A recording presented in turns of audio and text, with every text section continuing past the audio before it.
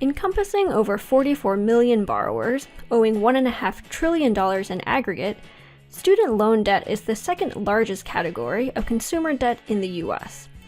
Over the last decade, this market has been at the center of many policy debates, as delinquency rates have risen sharply. As of 2018, 11% of borrowers were at least 90 days delinquent on their debt. This has led to substantial concern for the millions of borrowers struggling under the burden of unpaid debt, and for the possible ripple effects for the economy at large. And yet, there has been a lack of consensus on how best to address this problem. Some policymakers advocate solutions that would make it easier for borrowers to keep up with their monthly payments. For example, while federal student loans offer repayment options that tie monthly payments to the size of a borrower's income, the same option doesn't currently exist for those with private student loans. Others, however, advocate interventions that would directly reduce the amount of debt owed, for example, by forgiving student debt obligations altogether. In this paper, the authors explore the potential impact of this second category of policy intervention. What would happen if we simply eliminated borrowers' outstanding debt? To answer this question, they study a natural experiment arising from legal challenges against National Collegiate.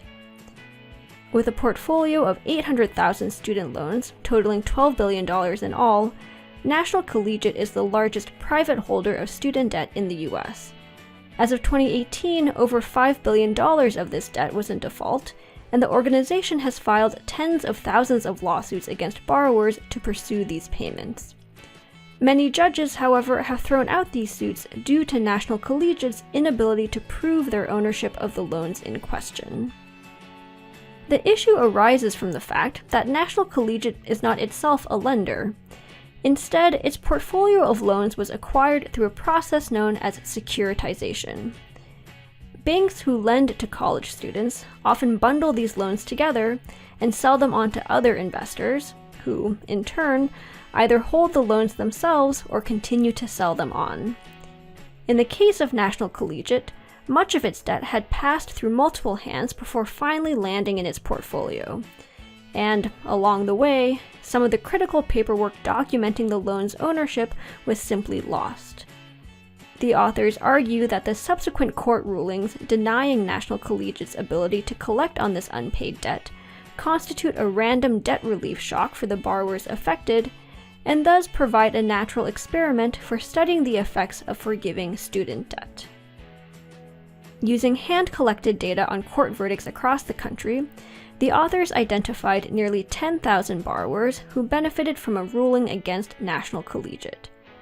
To identify the causal effect of receiving this debt relief, they compare these individuals to a control group of 94,000 individuals residing in the same zip codes, who are of the same age, carry similar amounts of student debt, and who have also defaulted on their student loan.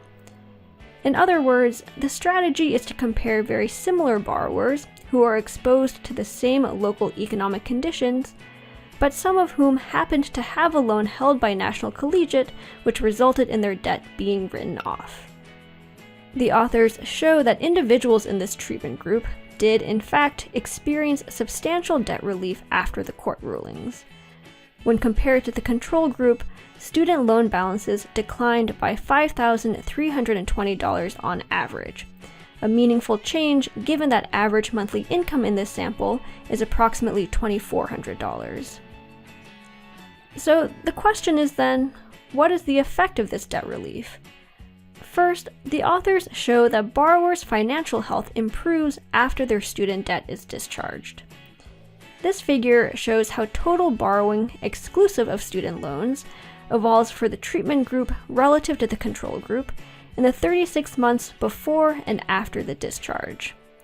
Before the discharge, the evolution of debt levels for both groups is essentially indistinguishable.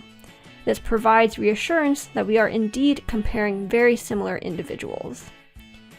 After the discharge, however, overall borrowing falls substantially for the treatment group. The decline is $4,000 on average, which corresponds to a 26% reduction in indebtedness. This decline reflects not only a lower likelihood of opening a new account, but also a lower utilization of existing accounts. This figure shows that credit card utilization is similar between treatment and control groups prior to the legal decision, but declines for the treated group in the post-period. These signs of a reduced reliance on credit suggest that overall financial health and stability improves for the treatment group after their student debt is discharged. This figure illustrates the same point even more starkly by showing that the probability of having any delinquent account, again exclusive of student loans, falls substantially. Treated individuals are 11% less likely to experience any type of default in the post-period, with most of this effect driven by a 10% decline in the likelihood of being delinquent on credit card payments. Treated individuals are also less likely to declare bankruptcy, experience a foreclosure, or to default on medical bills after the legal ruling. Of note, the authors also show that the impact of debt relief extends beyond individuals' financial health. Treated borrowers are 5% more likely to move to a different zip code in the post-period relative to their control counterparts, are more likely to change jobs, and are more likely to move into a different and higher-paying industry. Income increases for this group, with a cumulative gain of approximately $3,000 over the 3 years following the discharge. These results are consistent with the idea that heavy student debt burdens may constitute an important drag on borrowers' economic outcomes by limiting their ability to pursue better opportunities. In conclusion, this paper provides evidence that discharging student debt has large positive impacts on affected individuals, with improvements for overall financial health and economic mobility. This suggests that there are potential spillover effects to student debt relief, both for individual borrowers and for the broader economy.